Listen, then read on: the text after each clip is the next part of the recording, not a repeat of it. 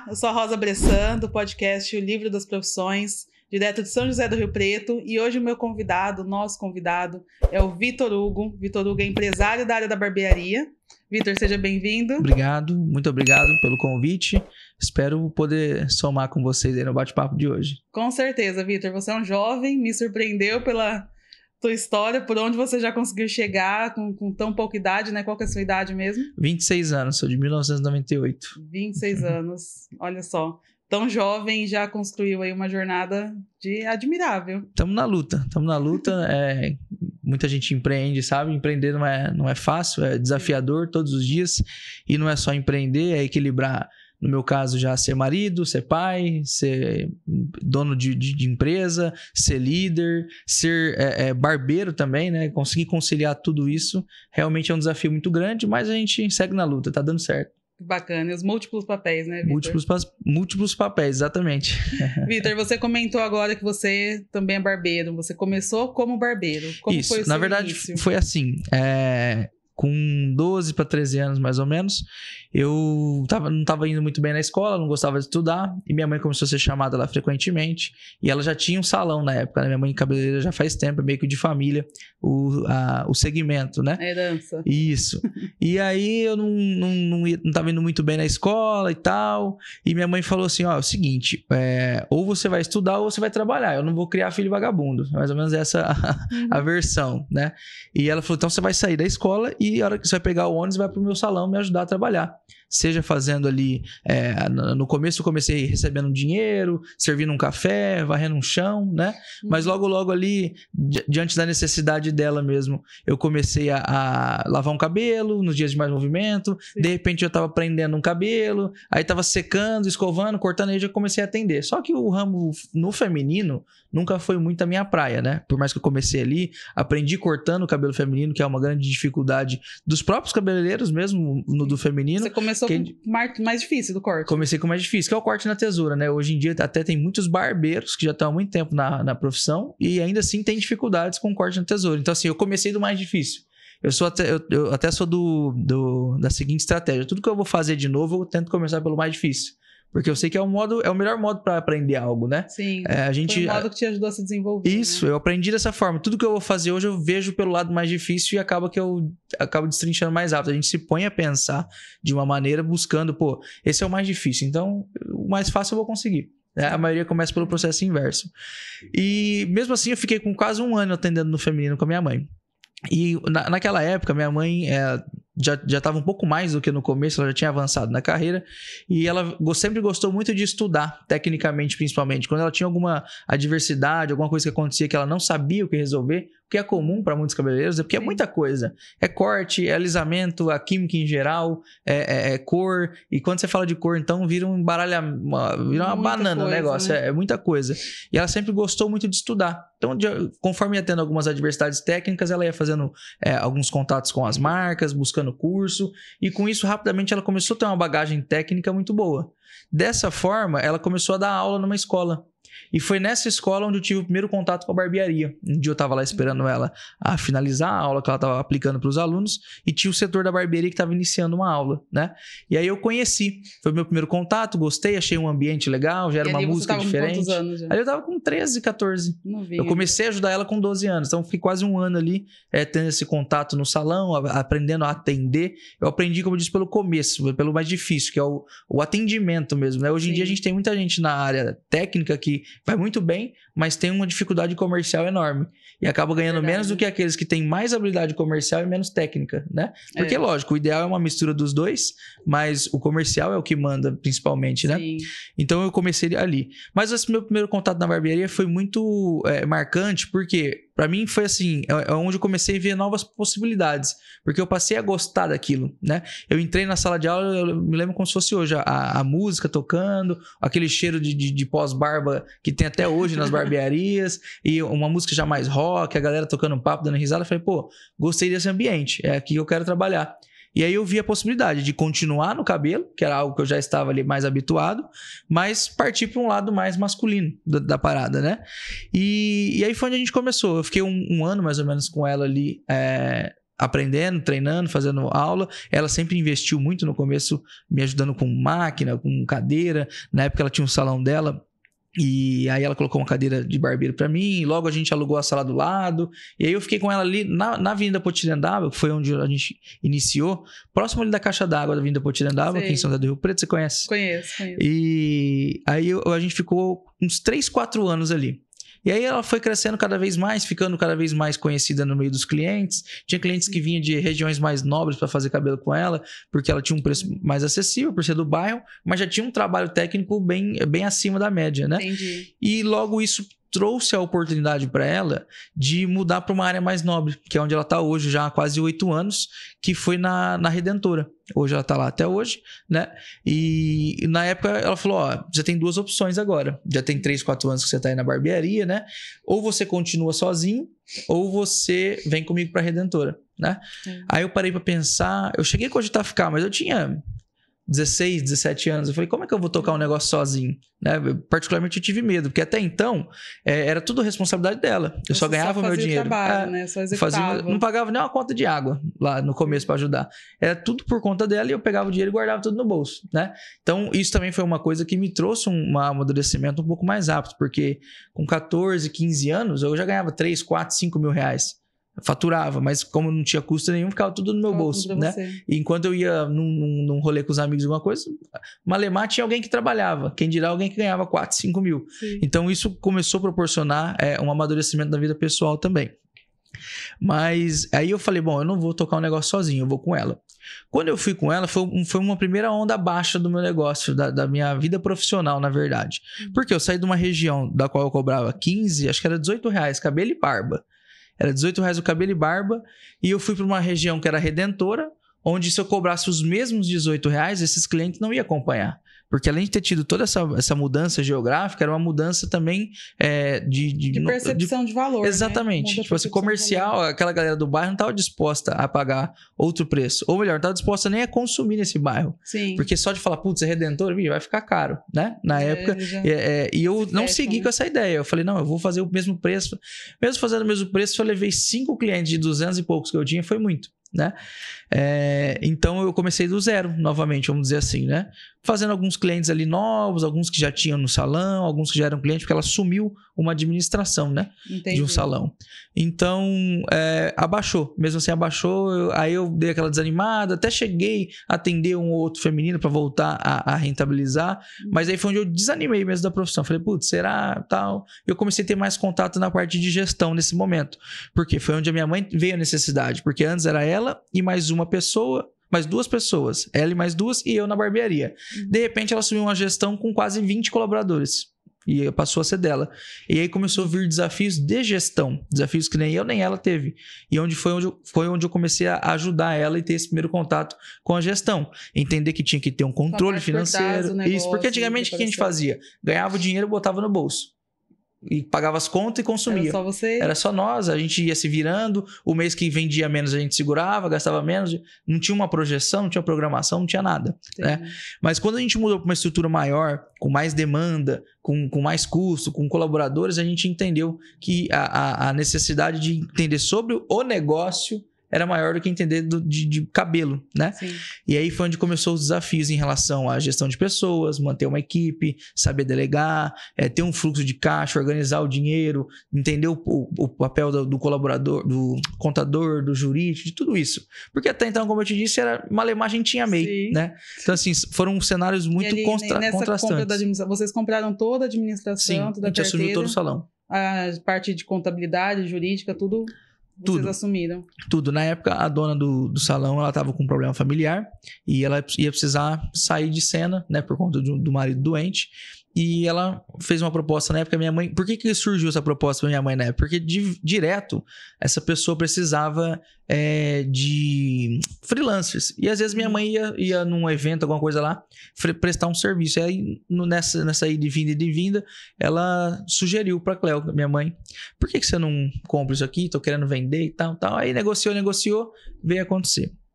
Mas ainda assim, falando da minha jornada profissional, esse momento foi um momento que eu realmente... pensei em sair até da barbearia e fazer alguma outra coisa, porque eu tinha perdido a graça do negócio, sabe?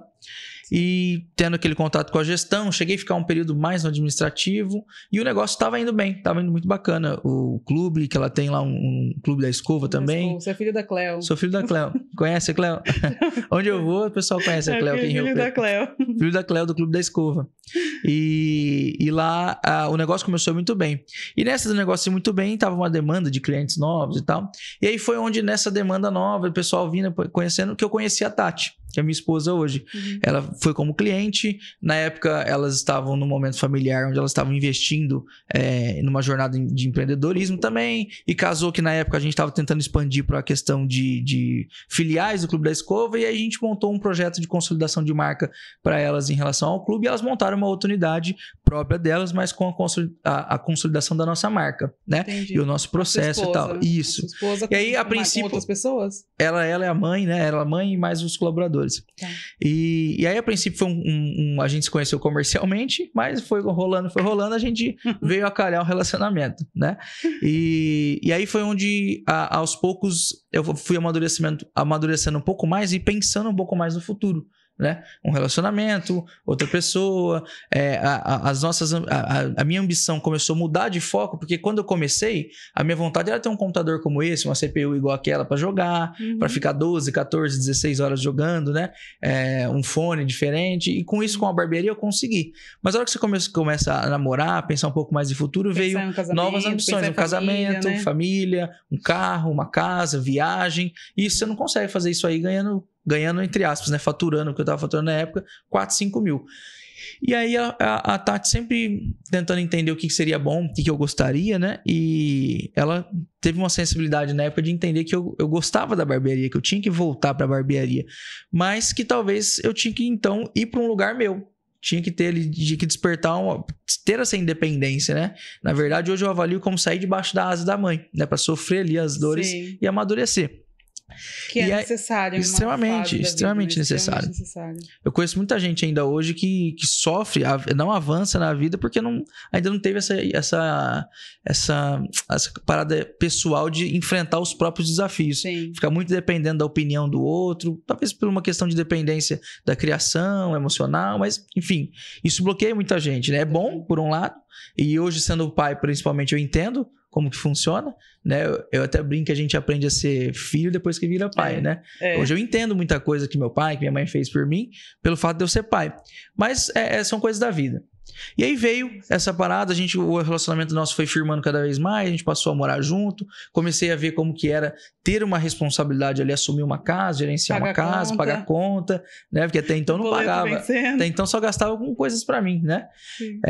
E aí veio a oportunidade, né? Veio junto com a coragem que a Tati me deu, com o apoio, ela falou, não, vamos, se der certo deu, se não der, faz dar, né? Foi tipo assim. E aí eu falei pra ela, não, então vamos. E aí a gente montou um negócio pequeno. Montar uma barbearia, pegou R$500 com um, nome de outro, ar-condicionado de um, meu pai pintou a parede, minha mãe deu dinheiro pra cadeira, e assim veio, minha mãe me deu o espelho e foi, do jeito que foi, sabe, sem planejamento nenhum, do jeito que deu. Apareceu a sala, acreditei que ia dar certo ali, foi, montamos ali perto do aeroporto, que ainda é a região que a gente tá. Hoje a gente tá quase 6 anos, né, nessa região, e comecei ali. Mas um fato que foi engraçado é que a gente pensou, segurou, planejou, será que vai, será que não vai, será que, né? Porque dá medo de dar esse primeiro passo, né? O primeiro passo sempre é o passo que mais dá medo. Mas mesmo planejando muito, a gente foi lá e fez. 15 dias depois que a gente abriu a barbearia, veio a pandemia e fechou tudo.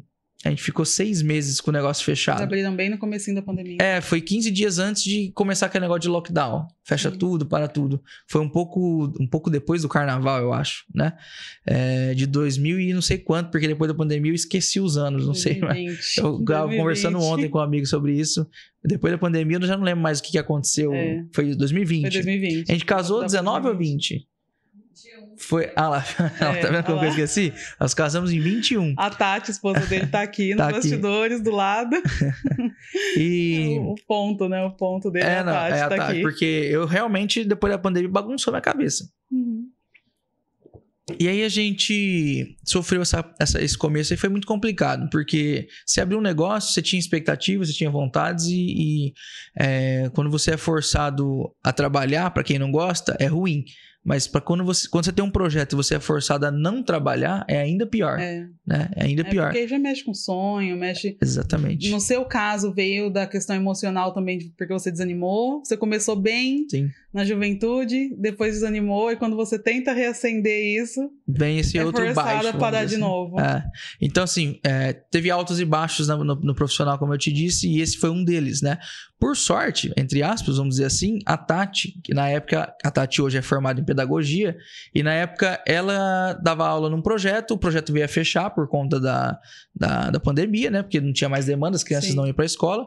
Em contrapartida, ela identificou uma necessidade que era as aulas particulares. Começou a ter uma demanda de aula particular, porque as aulas continuaram de forma online, né? E começou a ter essa demanda de aula online, ela tirava, tipo, R$2.200 por mês na época de projeto, ela passou a tirar R$2.000 por semana, dando aula particular. E foi onde ela segurou o negócio, ela manteve o aluguel, porque no meu primeiro mês eu faturei R$150. Sendo que só o aluguel era 1.000 e pouco. Então, assim, não tinha como. O negócio estava totalmente autossustentável. E ela que sustentou. Nasceu falido, né? Exatamente. E aí ela sustentando, pagando as contas com ele fechada. Vez ou outra fazia um dia, uma sexta, e ela atendia 2 escondidos, porta fechada.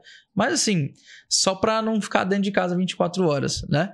E depois que voltou, que a gente começou a flexibilizar, aquele negócio de onda amarela, onda vermelha, né? Começou a soltar, tal serviço agora pode trabalhar. Não sei se você lembra disso. Lembro. E aí foi um período muito ruim, né? Além da parte de saúde, tudo o que aconteceu, comercialmente também foi péssimo, né? Não teve quem passou ileso. Né? Não, todo mundo sofreu de alguma forma, né? Então... Depois começou a voltar, começou a flexibilizar. Rapidamente começou a ter uma demanda que eu não tinha inicial, né? Porque a galera começou a sentir necessidade de ir pra barbearia, de sair, de ir pro cinema, né? Aquele pós-pandemia ali. Todo mundo queria inventar um motivo. Quem não ficou doente queria voltar. Exatamente. Pro normal, né? Queria sair de qualquer jeito, cortar cabelo. Muita gente se aventurou, cortou o próprio cabelo, né? E como que foi pra você? Muitas mães tiveram que improvisar, muitas pessoas tiveram que improvisar. Você comentou um pouquinho aqui, né? De improvisos que você foi pegando ali na volta. Como que foi? Na pandemia teve muita mãe que sofreu com isso, né? Por não poder ir levar o filho pra barbearia e tal. E acabou se aventurando e não deu muito certo, né? Não deu muito certo em casa. Algumas mães cometeram alguns erros. Eu não Teve tentei. muita mãe que tentou e não ficou muito legal. Mas mesmo assim, o negócio continuou crescendo. Por mais que era só eu, era um cubículo. Até esses dias pra trás eu postei algumas fotos na rede social. Era um cubículo pequenininho. Era tipo assim, você pegar e fechar isso aqui, era a barbearia. Cabia malemar uma cadeira, se tivesse um esperando, já não cabia 2 esperando, sabe? E aí a gente falou, pô, surgiu a necessidade, vamos expandir? Vamos mudar para um lugar um pouco maior, para conseguir fazer... Porque ali eu não conseguia nem colocar uma mesinha para servir um café. Eu tinha um cafezinho, um negócio, mas ficava lá no fundo. Não tinha espaço para nada, né? Sim. Aí surgiu uma oportunidade, uma vez um cliente foi lá e levou para nós... Ele tava comentando, putz, cara, ele era corretor imobiliário de alugar casas, né? Ele falou, cara, tô com uma casa aqui perto. Cara, nossa, faz 1 ano que a casa tá fechada e não aluga, tal. Aí eu falei, como é que é essa casa, né? Comecei a especular. Ele falou, a casa é assim e tal, 3 quartos. E na época era só eu e a Tati. Eu, pô, 3 quartos, a casa não é interessante, né? A casa bonita, tem isso, tem aquilo e tal. Eu falei, cara, e como é que é a frente dessa casa? Daria pra montar uma barbearia? Aí ele falou assim, cara, daria, vou levar lá pra você. Ele falou, na verdade, quer saber? Pega a chave aqui e vai lá. Não precisa nem assinar papel nem nada. Se você gostar, depois você me avisa. Foi bem assim, não é assim que funciona, né, normalmente. Foi bem pra eu ir lá. Aí eu fui, olhei, a hora que eu cheguei à sala, que era o que mais me interessava, cabia perfeito porque eu queria. Era uma sala bem maior, dava umas 4 barbearias do que eu tinha. Tudo piso de madeirinha já, que eu sempre sonhei. Falei, pô, minha barbearia, quando tiver uma barbearia legal, eu quero ter piso de madeira nela, porque eu acho que traz um olhar diferente, né, pro negócio. E essa não era igual a que a gente tem hoje, que é uma casa mais moderna, era aqueles taquinhos, sabe? Mas mesmo assim já era de madeira. Já tava valendo já. Começo. Mirei na lua, acertei nas estrelas, tá bom. E aí aconteceu da gente mudar pra lá. Foi tudo muito rápido, sabe? O valor do aluguel era bem mais alto do que a gente imaginava que a gente ia pagar. Tipo assim, a gente tava acostumado a pagar R$800, foi pra R$1.800. Falei, putz, não, vai dar certo, né? E vocês foram morar lá também. A gente conciliou. Eu morava no fundo e barbearia na frente, né? E assim foi. Os clientes foram percebendo a mudança, aí a gente foi conseguindo aos poucos expandir, coloquei um espelho maior, coloquei umas prateleiras, aí comecei a vender produto, comecei a agregar um pouco mais, coloquei uma cerveja, uma geladeira com cerveja. Começou a virar um negócio mais moderno, né? Diferente, Sim. começou a gerar alguns diferenciais ali. E esse espelho era maior, eu coloquei mais uma cadeira, comecei a treinar algumas pessoas, colocar alguém para trabalhar lá com a gente. E aí eu comecei a ver novas possibilidades através daquilo. Mas eu não tinha conhecimento de negócio e ainda naquele momento, por mais que eu já tinha uns 7, 8 anos quase de barbearia, eu achava que eu sabia cortar cabelo. Mas um dia aconteceu uma situação que foi onde tudo mudou. Que foi o quê? Um cliente que já era cliente meu da barbearia pequena, ele indicou o filho dele para ir cortar comigo. Ele já gostava de mim, tal, tinha uma boa condição. É cliente nosso até hoje, tem uma boa condição. E ele indicou o filho dele para cortar comigo. E o filho dele era cliente já de uma barbearia bem tradicional de Rio Preto. Pessoas que tinham mais condição. Uhum. E não era o meu perfil de cliente da época. Cobrava 25, 30 reais o corte. Era uma pessoa que estava acostumada a pagar 100 reais no corte. Entendi. Mas pelo pai ter indicado, e o pai pagou um pacote para ele ir e tal. Falou, não, eu vou. Ele foi e na minha concepção ficou ótimo. Na concepção dele não ficou legal o cabelo. Não ficou bom. Não ficou legal. Ele acabou não gostando e aí ele criticou o pai. Falou, ó, eu fui lá na barbearia lá do Vitor lá, eu não gostei, não ficou bom, meu corte não ficou legal. E pra você tava tudo certo. E pra mim tava tudo certo. E aí, uma outra semana, o pai voltou e ele falou assim, cara, eu percebo que você tá sempre querendo crescer seu negócio, né? Eu te conheci, você tava na barbeariazinha, você mudou pra cá. Depois que você mudou pra cá, você começou só com um espelho e uma cadeira, e logo você colocou uma geladeira, aí você isso, aí você aquilo. Eu vejo que você tem vontade de fazer o seu negócio acontecer, né? Você tenta crescer.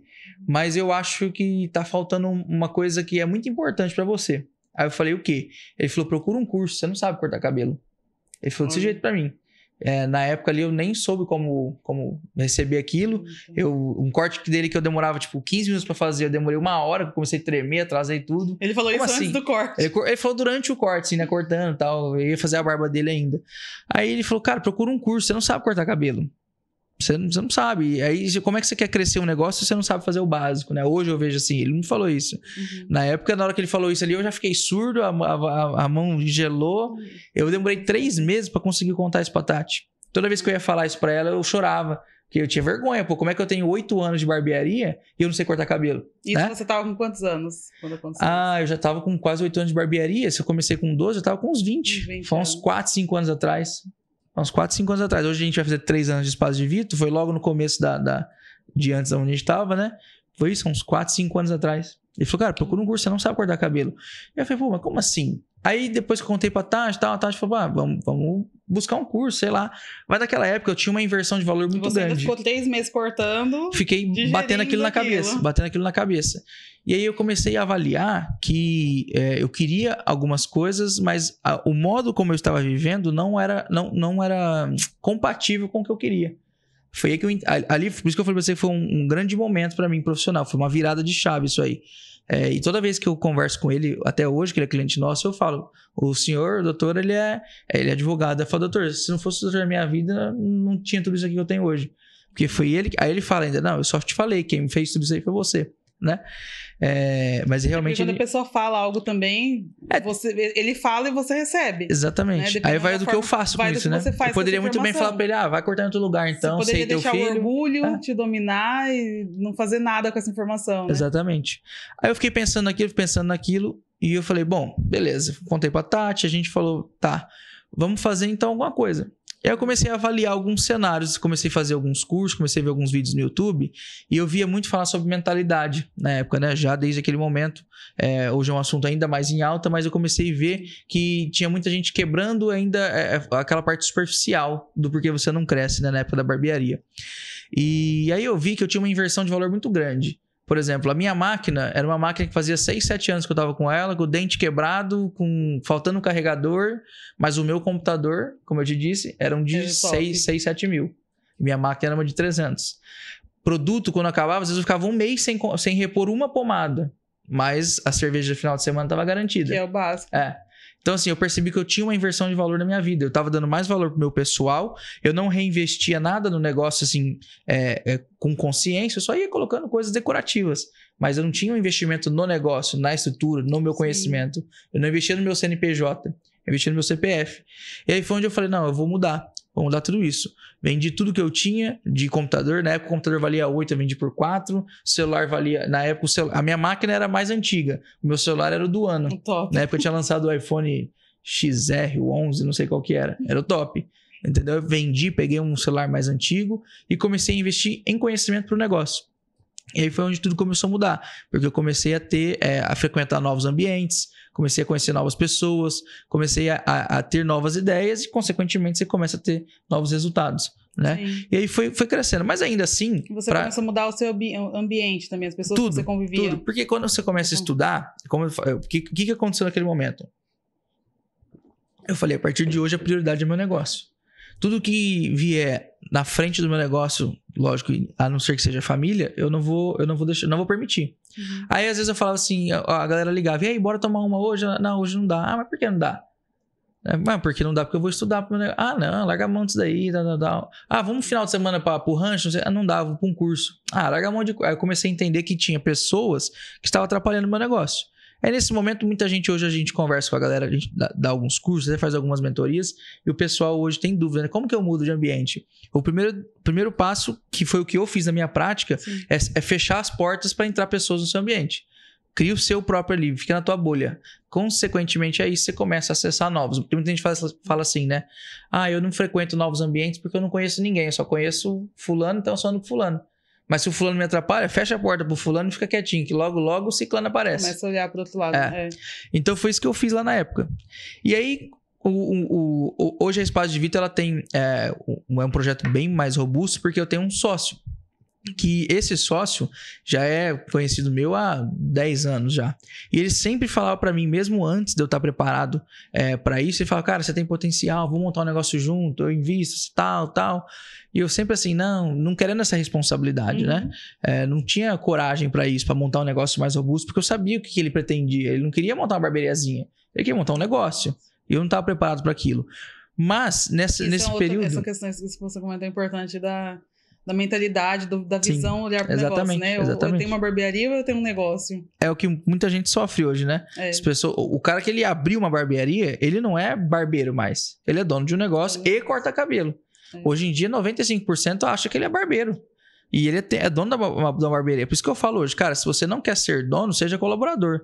Porque se você abrir um negócio para você ter a sua responsabilidade, para você pagar aluguel, pagar energia, prospectar cliente, cuidar do custo, cuidar do estoque e ainda trabalhar sozinho, você não vai fechar a conta. Ninguém entende isso, entendeu? Não vai dar certo o negócio.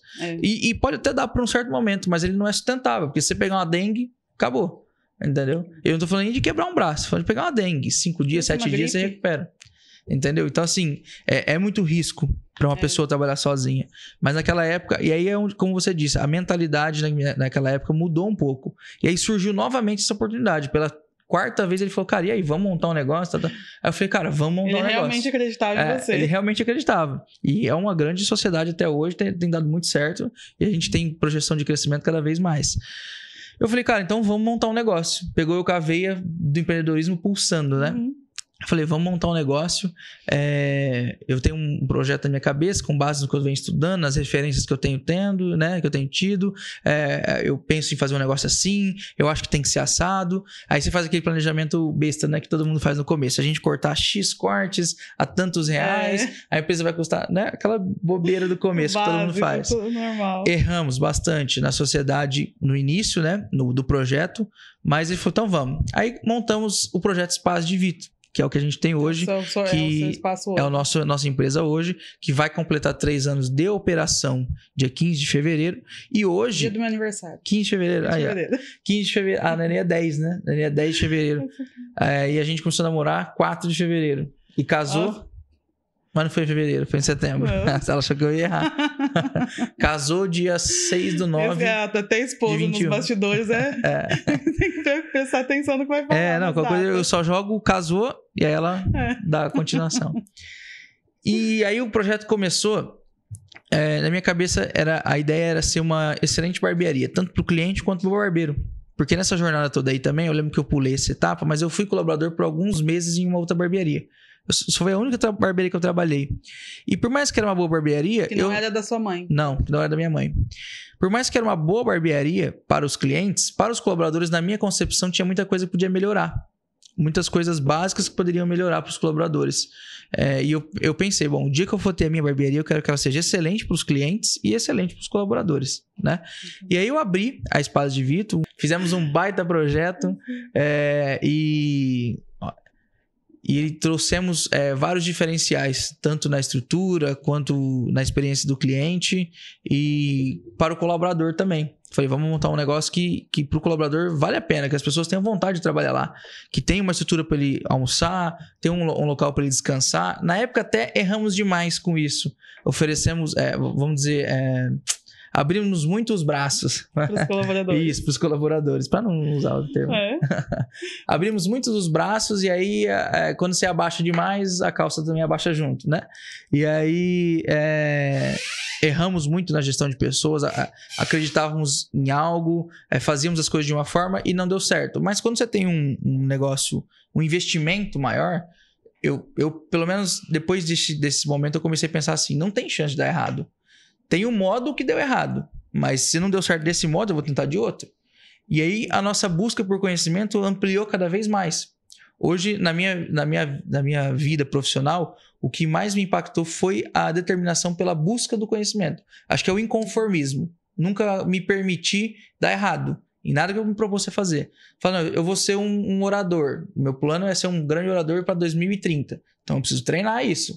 Vou fazer, vou buscar conhecimento, vou me pôr à prova, vou errar. Saber onde você vai chegar. Exatamente. E descobrir qual é o caminho para chegar lá, né? Eu percebo que é assim que o negócio funciona, entendeu? Isso. Eu não tenho medo de errar, não tenho medo de fazer, não dar certo, de correr o risco. E é isso que o negócio precisa, né?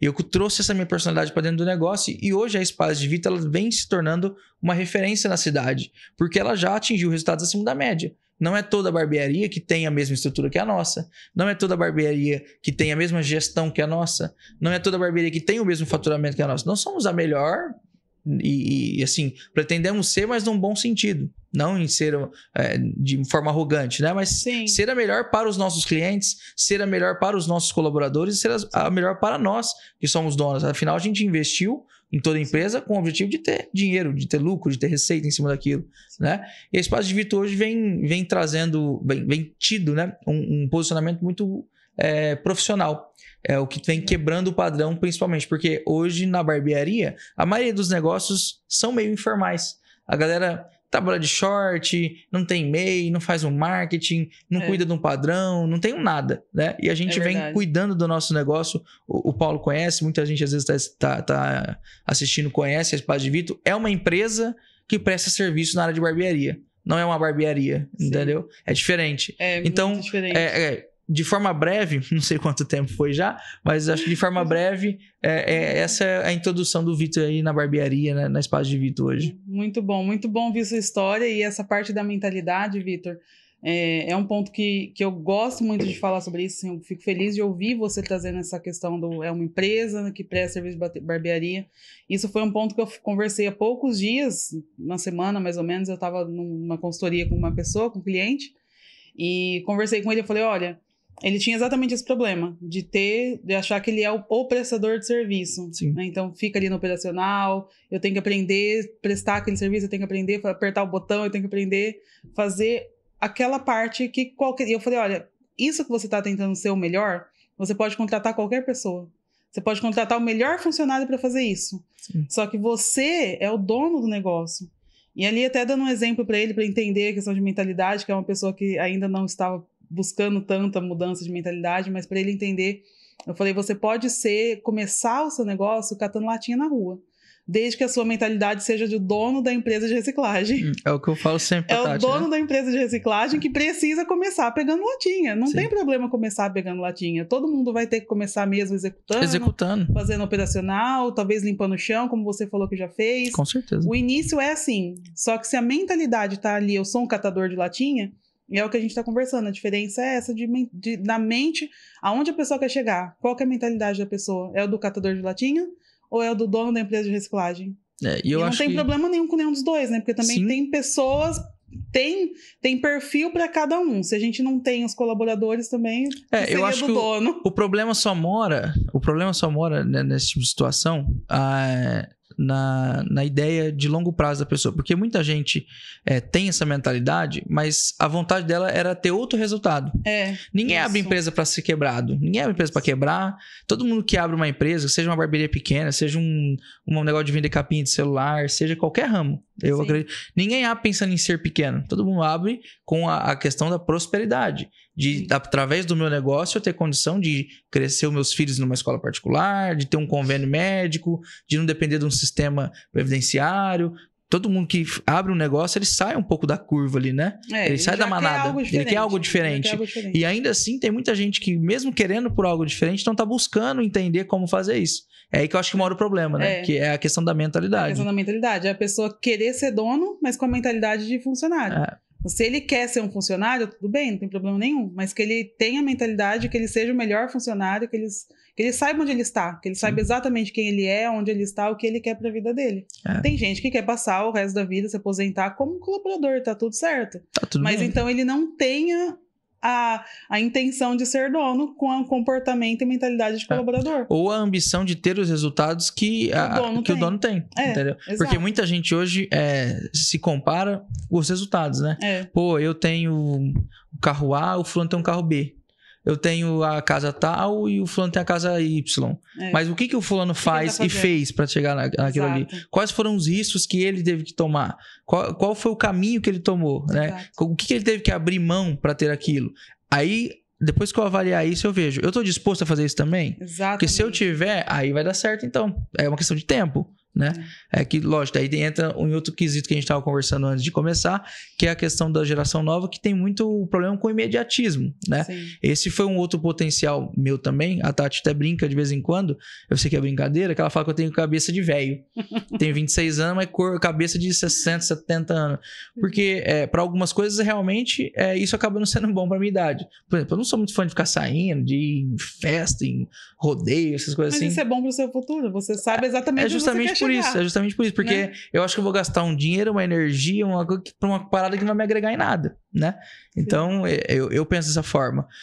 Mas esse meu mesmo espírito de idade avançada, vamos dizer assim, trouxe condição também de eu pensar um pouco mais no futuro, de eu saber ter um pouco mais de gestão da emoção ali em relação aos problemas, em saber que vai mudar, que vai passar, e de estudar, de ter determinação. Eu acho que isso que é o diferencial, né? Pensar daqui 10 anos. E pensar daqui 10 anos, muita gente, eu tinha muita dúvida, né? Como que é esse negócio de pensar daqui 10 anos, daqui 20, eu tenho que planejar toda a minha vida? Não.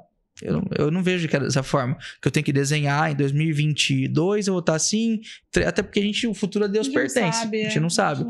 Agora eu sei o que eu tenho que fazer hoje para talvez acertar o meu futuro. Né? Eu quero fazer uma boa viagem, uma viagem para Maldivas, andar de bicicletinha lá na ponte, que todo mundo conhece, né? Muita gente tem essa vontade. Eu vou, isso é certeza. Não sei se vai ser 25, 30 ou 45 anos, ou 2035, 40, mas eu vou. Porque hoje eu tô fazendo o que precisa ser feito para um dia estar lá. Então acho que é isso que é ter visão a longo prazo. É fazer hoje o que você precisa. Lógico, você tem que ter um objetivo, assim como eu tenho a viagem, tenho a casa, tenho o carro, tenho a família, tenho... Esse é o objetivo. Isso aí é só o que me motiva no dia a dia. Mas o que importa é hoje. É o processo. É apaixonar por gostar de fazer. Todos os dias tem que ser feito, né? Exato. Então, depois que eu aprendi a pensar dessa forma, a hora que chega um problema para mim, muitas das vezes lá é assim, ó. Hoje eu tenho uma sensibilidade para problema. A hora que o colaborador vem falar alguma coisa comigo, eu já falo para ele, resume e vem primeiro com a solução. Na sua opinião, qual seria a solução? Não sei. Então daqui a pouco a gente conversa. Volta, pensa um pouco sobre alguma solução. Mas tem que ser agora. Então me conta. Aí eu já programo minha cabeça. É um problema, eu preciso resolver, porque é resolvendo problemas que a gente cresce. A minha empresa é um negócio de crescer, de resolver problema. Eu sou um solucionador de problemas. Quanto mais problemas vier, mais resultado eu vou ter. Eu amo problema, eu gosto do problema. Eu até, de vez em quando, eu não declaro muito isso, que às vezes vem muito problema de uma vez, eu falo, meu Deus, foi eu que pedi isso, né? Mas tá bom, se eu pedir, eu dou conta. Se Deus mandou, eu dou conta. Então, acho que... E aí a gente volta naquele assunto da mentalidade. É tudo uma questão de mentalidade. Basta a gente querer que vai dar certo. E fazer o que tem que ser feito. Né? E essa geração nova... nossa, né? Que a gente teve que... Eu acredito que eu faço parte dessa geração nova, sofre muito disso. conheço muita gente que sofre com o fato de tentar uma vez e desistir. De fazer, de ir pelo caminho A, aí o caminho A, primeiro buraco, ela volta e vai pro caminho B. E aí você fica numa vida de caminho A a Z e você não avança. Ponto nenhum. Sim. Né? Isso é ponto, você tá me fazendo lembrar da minha filha. Eu sou mãe de gerações novas, né? A minha filha agora tá com 13 anos, meu filho tem 15. E tem até um caso que eu gosto de falar, que minha filha é um exemplo clássico da mudança, da importância da mudança de mentalidade, porque ela com 12 anos ela quis criar um canal no YouTube, e aquela coisa do imediatismo dessa geração, isso que a gente tá conversando, ela quis criar um canal e ela tinha a mentalidade também que era só criar o canal, colocar um vídeo e ia dar tudo certo, ia bombar. Viralizar. E ela colocou lá 2 vídeos, os 2 primeiros deu ali 300, 400 visualizações, não foi tão pouca por ser 2 primeiros vídeos, ela ficou feliz e continuou. Os outros 2 que ela postou, deu 8 visualizações. E esses 8 visualizações, ela parou. Ela parou e ela tava feliz, aí eu percebi, comecei a ver ela quietinha, tristinha, não tava falando mais do canal, já tinha desanimado, ela parou, assim, não queria mais. Aí eu fui, conversei com ela, fiz toda uma consultoria, né? Ser mãe mentora em consultora é um problema, mas ter uma mãe que trabalha com essa área é um problema, às vezes, mas foi bom pra ela. E eu sentei com ela, e eu falo assim, meu Deus, minha filha, vou olhar para ela como uma cliente agora, vou fazer o que eu faço, o que eu faria para um cliente? E eu sentei ela, conversei, ela com 12 anos, e minha filha é autista. Minha filha tem 12 anos, é autista, mas eu sentei ela e falei, isso que a gente tá conversando, eu falei, filha, não é bem assim, dei toda uma mentoria ali para ela mesmo de mentalidade, trabalhei com ela a parte emocional, fiz todo um trabalho com ela para ela aprender a lidar com as emoções dela, para ela aprender a entender que tudo tem um tempo. Mostrei para ela que não é bem assim, né? E fiz realmente um trabalho como eu faria para um cliente. E hoje ela tá com... Agora ela fez 13 anos, o canal ainda não completou 1 ano, mas hoje os vídeos dela tá dando 90 mil, 100 mil visualizações. Legal. Hoje ela me mandou um print, eu chegando aqui, ela me mandou um print que um vídeo dela tá com quase 100 mil visualizações. Ali. Então, assim, se eu tivesse só deixado ela desistir, se ela tivesse ido para aquele lado do imediatismo, ela não teria feito nada. Foi depois dessa conversa, um pequeno ajuste ali, que eu fui na mentalidade dela mesma. E é claro que é um desafio, porque além dela ser uma criança ainda é uma criança autista. Então, eu tive que me adaptar a como falar com ela, como trabalhar a mentalidade dela. Mas isso fez toda a diferença. Porque depois de uma conversa, depois de um ajuste...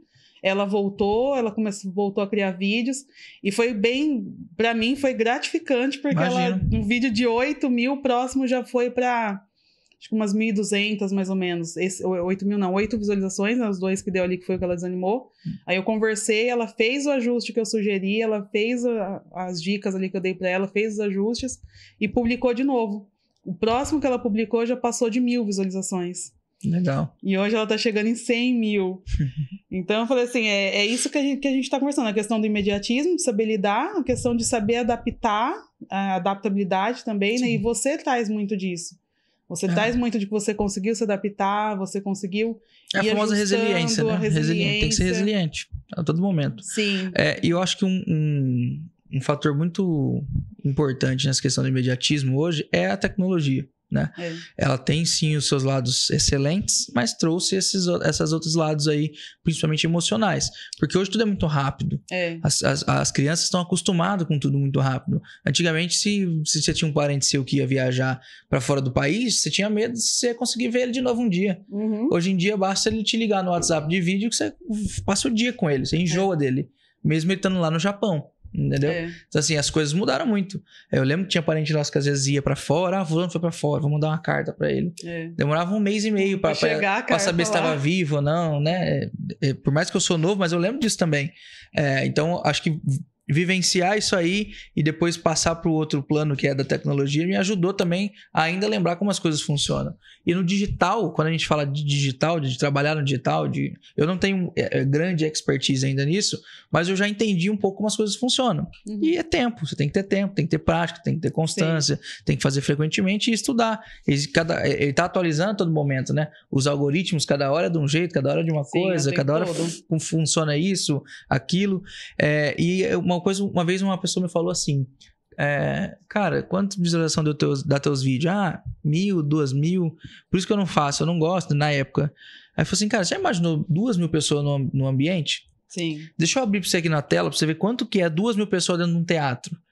Se tivesse esse monte de gente aqui, você se apresentaria? Você teria coragem de subir no palco? Eu falei, não, na época, né? Eu falei, não, você acha? Ia tremer, ia travar. Ele falou, então por que um vídeo de 2.000 visualizações você nem faz porque você não tá bom? Então começa a entender que é diferente, não é sobre isso, é sobre outra coisa, né? Sim. Aí você começa a entender que é sobre sua comunicação, sobre o seu alvo, né? A sua intencionalidade, tudo isso faz diferença no digital. Sim. Mas até você ter essa mentalidade, que a gente volta a esse assunto, é difícil. É uma jornada, é uma jornada e é um desafio mesmo, é você querer se superar todo dia. Sim. A Mariana mesmo, né, que é minha filha, quando ela aprendeu isso, ela foi buscar, ela foi estudar, e isso eu acho muito importante, que foi muito chave até no caso dela, né? Ela começou a ajudar pessoas, ela começou a entender que o canal dela, ali teve até um menininho que começou a conversar com ela, virar amigo, então ela começou a mudar a mentalidade dela, de entender que ela era... O canal dela não era só um canal de vídeo, não era um canal de gamer, era um canal de ajudar pessoas. Sim.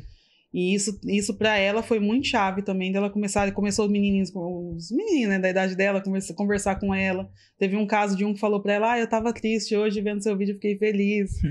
Começou a contar as histórias para ela e isso foi motivando ela a continuar.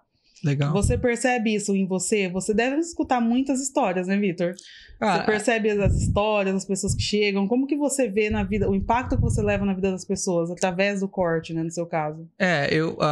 O corte hoje em si também, óbvio, se a gente for falar da cadeira de cortar, tem muito cliente que fala, pô, depois que comecei a cortar com você, ou com a sua equipe, que tem um padrão semelhante ao seu, a minha autoestima é outra, eu gosto de olhar no espelho, quando eu tô mal eu venho aqui pra conversar, vai fugindo aos poucos do cabelo, né? Mas o que o corte trouxe, a condição que o corte de cabelo, que o pente e a tesoura trouxe pra mim, foi muito maior do que só na cadeira, né? Hoje eu tenho colaboradores que sustentam as suas famílias através do meu negócio, através da minha ideia. Se eu não tivesse feito isso lá atrás, tá bom, Vitor, eles estariam em outro lugar, tá, mas não estariam onde estão. Sim. Hoje, sendo tratados da forma como são, com dignidade, fazendo as coisas do jeito certo, que é o que a gente faz lá. Você preza pela qualidade. A gente preza pela qualidade deles. Do colaborador, exatamente. Então, assim, eles poderiam estar em outro lugar? Sim. Talvez melhor? Talvez. Mas aqui eu tenho certeza do que eu tô fazendo. Então, assim, o impacto na vida dessas pessoas. Inclusive, falando sobre colaboradores e o impacto na vida, nós temos na Espaço de Vito hoje um projeto que chama Espaço Day. Trimestralmente, a gente tem um evento que a gente faz, onde os colaboradores são premiados, presenteados através das metas que eles têm, né? Que a gente tem como empresa. A gente criou um plano de graduações, onde é uma gamificação da barbearia, né? Onde ele pode ir avançando de acordo com o faturamento, e cada degrau tem ali incentivos diferentes, bonificações diferentes. E no Espaço Day sempre é uma data muito especial, é uma data muito importante. Inclusive, a gente fez semana passada, que foi num boliche, foi o último do ano. A gente fechou um boliche, levou a galera, eles levam os familiares, lá a gente fala um pouco sobre a missão, a visão e valores da empresa, sempre leva um palestrante, um motivacional, um mais técnico para falar, né?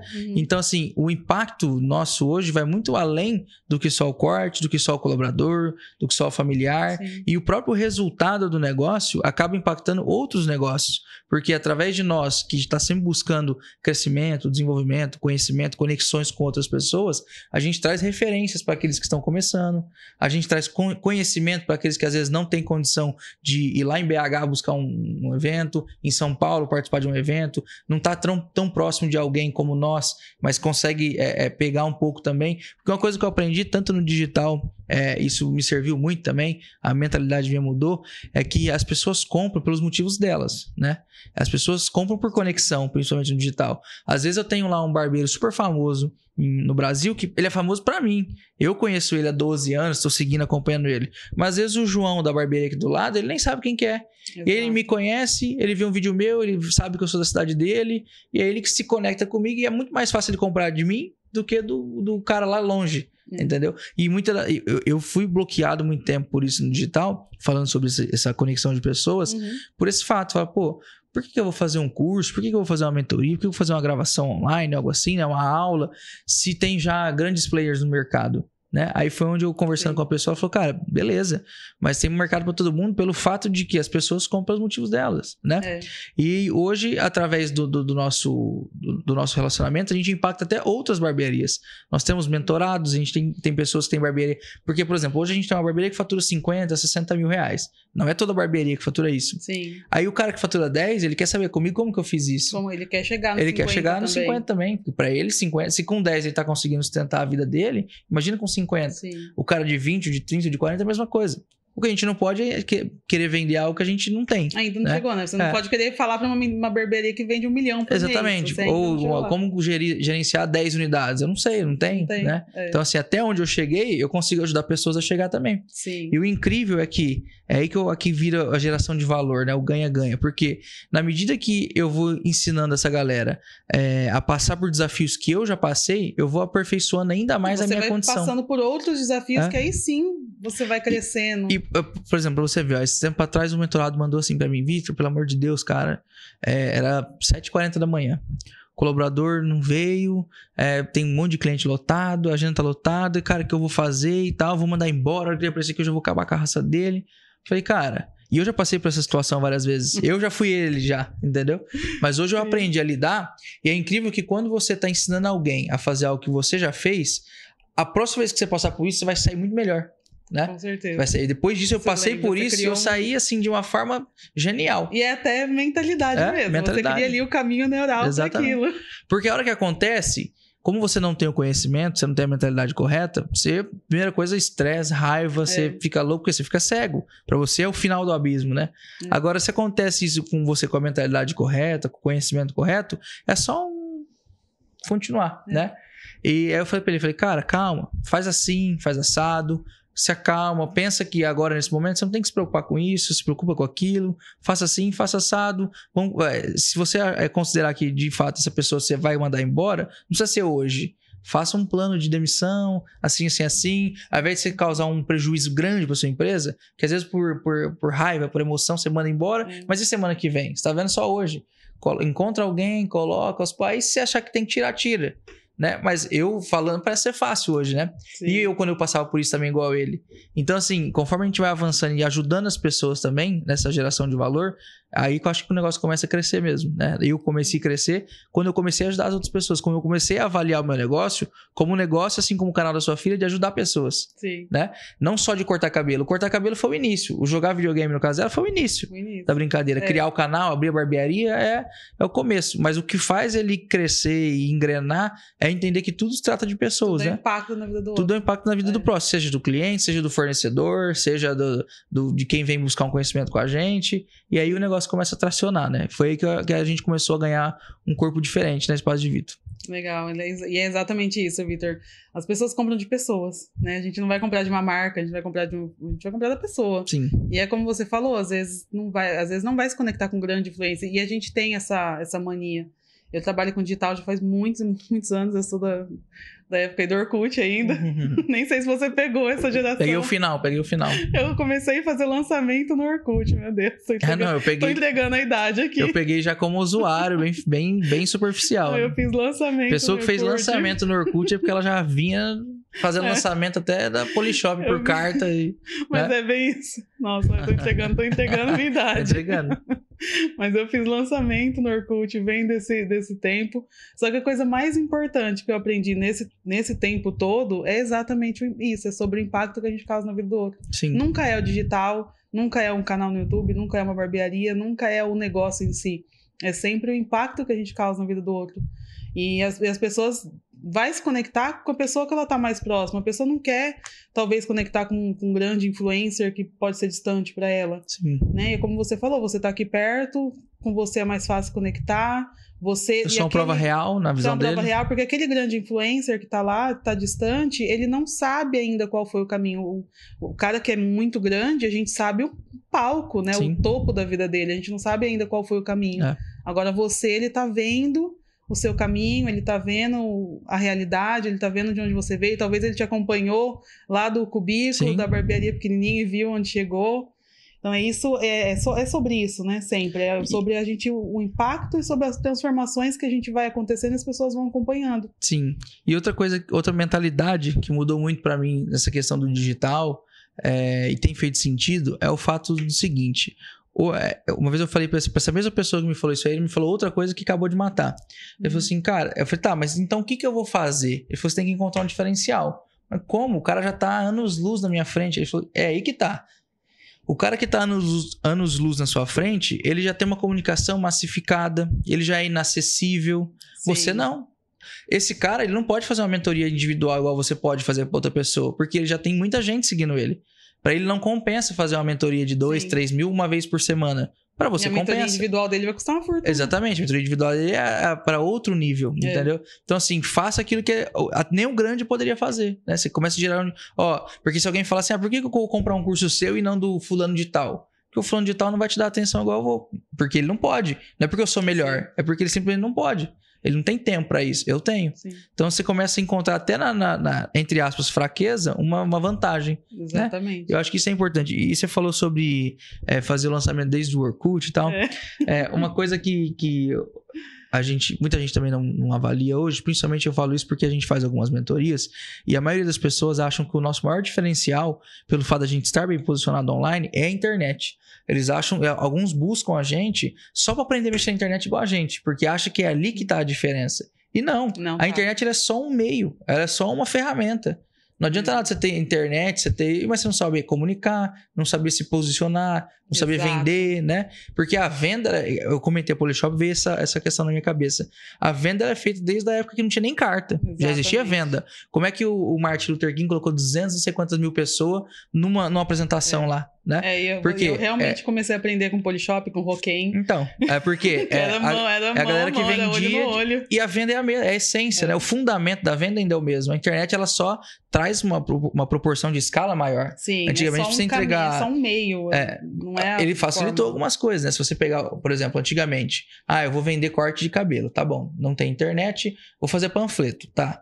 Para eu panfletar só para homens que trabalham em locais que ganham de 4 a 5 mil, ou na faixa etária de 25 a 50 anos, é muito difícil fazer uma panfletagem assim. Sim, hoje a internet não, ela te possibilita, né?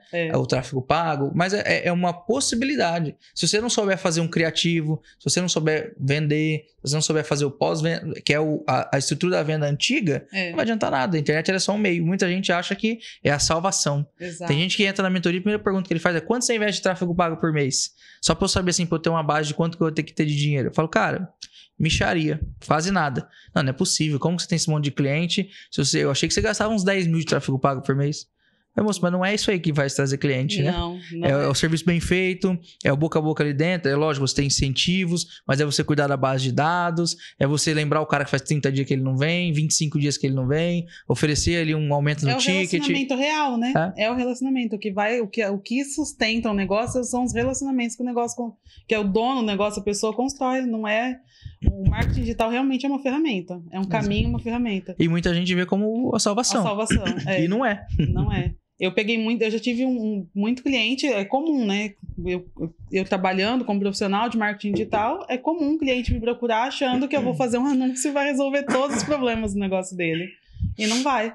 Não vai. Eu tenho que ensinar a venda. Às vezes acontece de a gente oferecer um serviço de marketing digital, oferecer um serviço de tráfego e que dá muito certo, gera muito lead, chega lá muitos contatos, só que a pessoa que está recebendo esses contatos não consegue, não atende, a abordagem não é ideal, demora.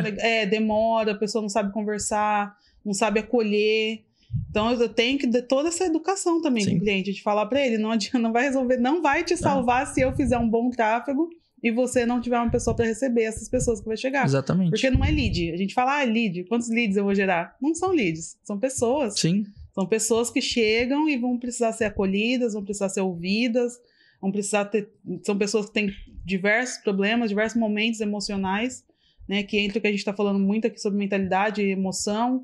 Não é um lead, não é um número. É uma pessoa que tem sua fase emocional e essa é importante também. Sim. A gente entender que a pessoa vai chegar cada uma no seu momento. Sim. Não é tratar todo mundo igual, não é robotizar o negócio, não é achar que a inteligência artificial vai resolver tudo. Não vai. Hoje, recentemente, eu decidi dar um passo, assumir alguns riscos, né? Mais alguns riscos, Sim. e iniciar o processo comercial da empresa. Mas como assim? Hoje, agora que eu entendo o quanto isso é importante, como assim agora que você resolveu iniciar? Porque o processo comercial sempre existiu, obviamente, mas hoje, de fato, tem alguém, uma operação, uma estrutura, um estudo comercial para trazer novos clientes, para cuidar da base, para fazer retenção, enfim. Antigamente isso acontecia de forma aleatória e natural. Só acontecia, só não tinha uma acontecia. estrutura. Exatamente.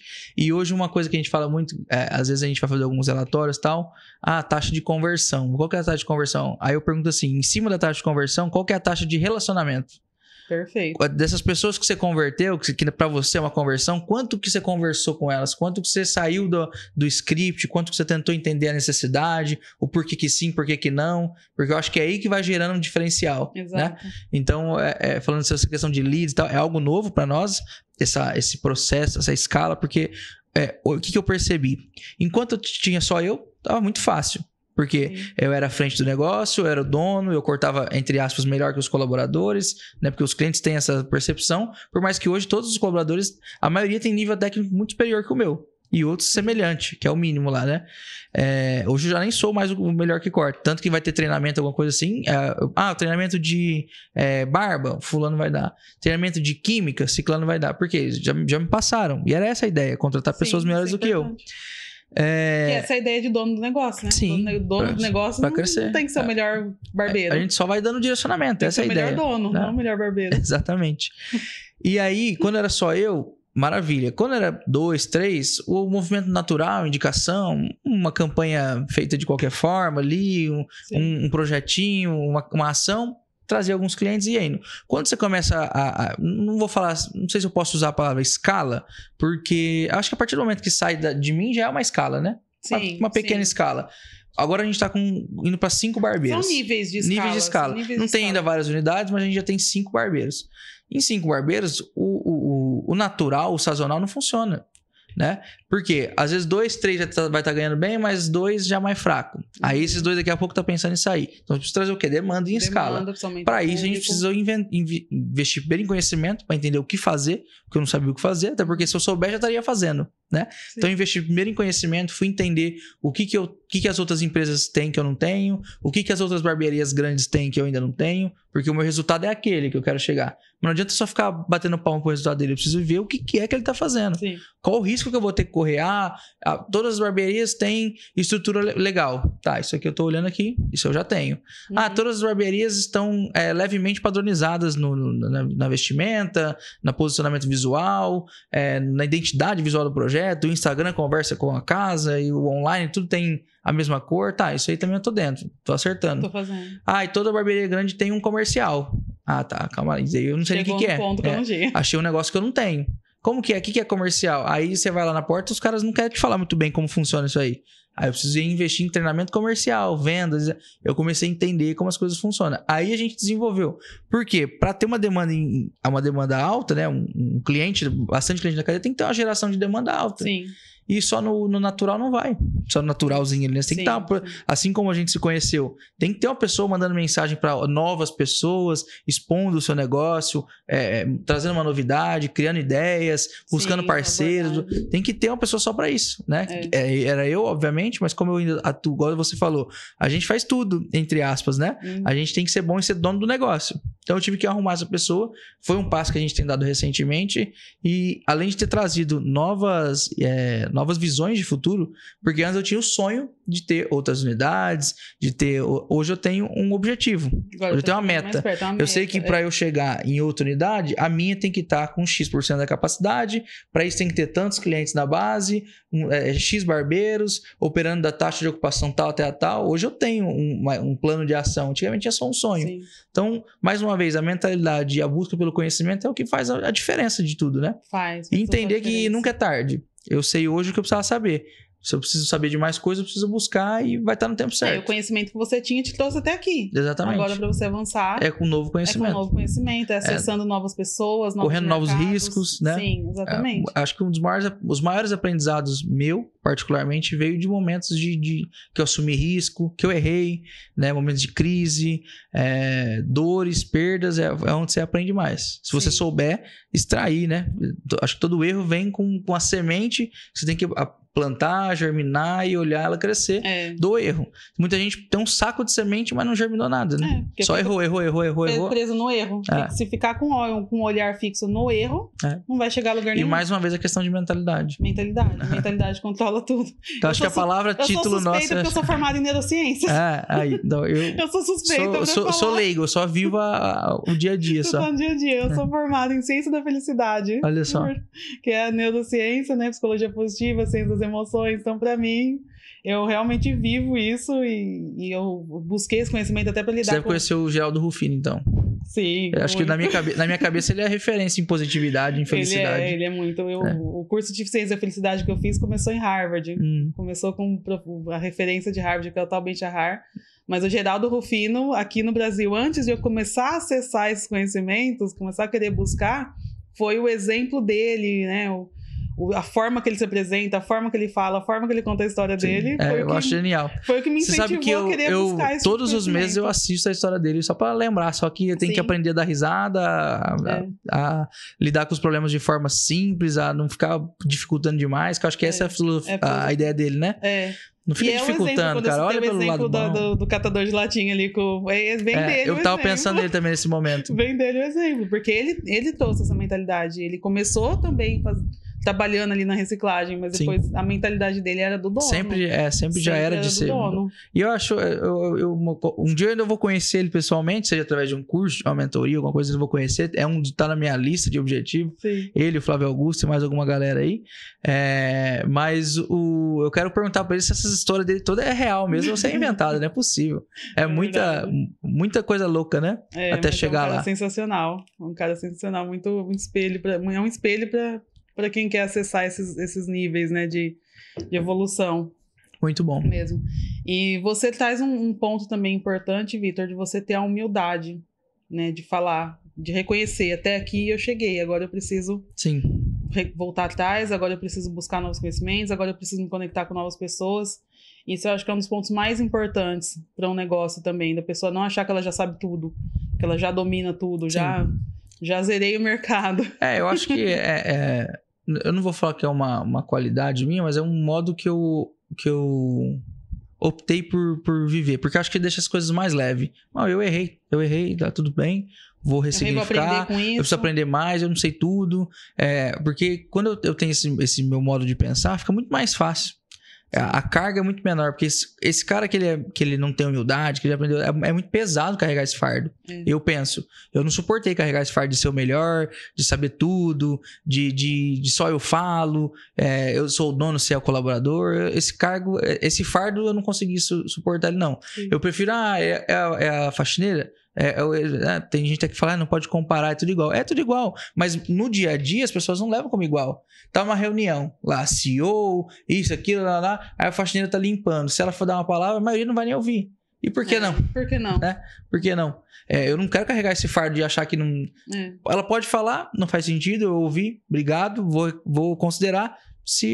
Pronto, né? Sim. Eu acho que esse fardo eu não carrego de ser o melhor e tal. E eu acho que isso aí me ajuda bastante. Isso aí me ajuda a reconhecer quando eu erro, até pra conversar com alguém, quando eu vou, cara, eu errei sobre esse assunto, eu achei que eu tava certo, porque o meu olhar era esse, a minha ótica era eu olhava por esse caminho, mas agora eu entendendo o seu lado, eu vejo que você olha pro outro lado. E mesmo que o seu lado que você tá olhando não é o que a empresa quer, deixa eu te explicar agora o meu lado, que a gente encontra um ponto em comum. A gente vai ajustar acho que é mais fácil, entendeu? Você é colaborador, eu sou o dono. Você acha que isso, eu acho que é aquilo. Por que eu acho que é aquilo? Vou te explicar. Aí você me explica por que você acha a tua opinião e a gente tenta dar as mãozinhas. Acho que isso faz mais sentido, é mais fácil. Porque senão a gente distancia, né? Distancia um do outro, distancia das pessoas. Muita gente fala, nossa, quando eu te vi assim, eu achei que você não ia conversar comigo. Mas por quê? Eu não vou conversar com você. Porque sabe tudo, tá sempre distante, né? Tá sempre isolado. As pessoas vai distanciando. Eu procuro ser o mais natural possível nesse quesito. Então, eu acho que essa questão de humildade, ela serve pra gente ficar mais leve. Eu adotei esse modo de olhar pra isso. É muito mais leve pra mim não ser o melhor, não saber de tudo, não ser o mais bonito. Por mais que ser mais bonito é difícil. Eu tento não ser, mas acaba sendo. Né? Aí eu já entreguei que eu sou leonino, né? Mas acho que é isso aí. A fila da humildade, né? A gente brincou no começo. A modéstia ali. Mas é bacana, Vitor. E como que você... Uma coisa também que me chamou a atenção na sua história, você conversando, né, sobre a sua esposa estava aqui, foi buscar a filha... Agora ela foi buscar a filha na escola, tem sua filhinha. Quanto tempo tem sua filha? 9 meses, domingo ela fez. Gracinha, ela levou a filhinha dele. E como que você busca... Porque, assim, uma coisa que é muito falado no mundo corporativo, né, em negócio, uma coisa que é muito falado é sobre ter equilíbrio. Equilíbrio entre família, negócio, empresário, todos os papéis que a gente desempenha no nosso dia a dia. Eu, particularmente, apesar de eu falar muito sobre equilíbrio, mas eu particularmente gosto mais do conceito de harmonia, de lidar, da gente saber. Eu vivo muito isso, né? Como eu te comentei, que eu tenho uma filha que é especial, minha filha é autista, eu tenho um filho também que passou por uma situação bem delicada. Eu trabalho em casa já há 8 anos, então meu trabalho dentro da minha casa, sou sócia do meu marido, então meu papel é tudo misturado. Sim. E eu, particularmente, eu gosto muito do conceito de harmonizar, de harmonia, de tudo isso, não só... Porque quando a gente fala em equilíbrio, parece que tem que separar as caixinhas, né? E você tem que ser rígido, se aquilo ali não funciona... Na teoria é bonito, né? Na teoria é bonito. Eu tenho que programar esse horário para isso. Só que às vezes passa um pouquinho, extrapola, aí gera frustração, gera desgaste emocional. E como que você vê essa questão da sua família, de todos os seus papéis? Você comentou que começou com a sua esposa. Como que foi esse ponto para você? Eu acho que o equilíbrio, principalmente na vida empresarial, eu acho que é uma coisa que não existe. Tá? Não existe equilíbrio. O que existe, o que eu utilizo lá em casa é conciliação. Acho que vai muito diferente com o seu pensamento da harmonia, né? O que é a conciliação? Na prática, explicando. Todo mundo que é dono de negócio sabe que é uma rotina puxada. É uma responsabilidade de modo geral. Sim. E se eu ficar nessa de equilíbrio, eu não vou conseguir fazer nada direito, na minha concepção.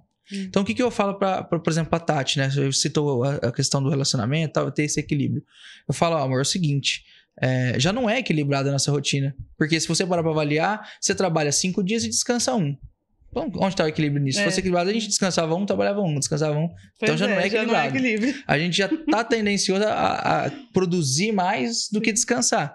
Né? Ele fala que Deus fez a terra em 7 dias e descansou no último. Sim. Então, se Deus trabalhou mais do que descansou, por que você acha que eu vou descansar mais tendo uma empresa? Né? Não vai. Mas, então, eu falo assim, como que a gente vai conciliar isso? Primeiro que eu não faço nada sem o aval dela. Porque se não for um projeto nosso, se não for uma ideia nossa, não adianta ter... Não que ela tem que estar junto comigo. Às vezes ela poderia ter o negócio dela. Mas a gente tem que estar em conjunto acordo com tudo. Ela precisa saber o olhar que você está olhando. Exatamente. Ela tem que abraçar o projeto. Então eu vendo meu projeto para ela. Começa com venda aí, né? A venda vem desde casa. Eu vendo o meu projeto para ela.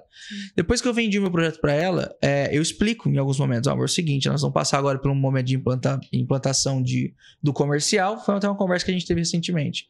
E eu tô perdido, sinceramente, não sei muito bem como que vai ser algumas coisas. Tem uma base, tem algumas referências, mas uma coisa eu tenho certeza, vai ser intenso. Eu vou trabalhar até meia-noite, no dia tal. Mas, em contrapartida, é com o intuito de gerar tal resultado.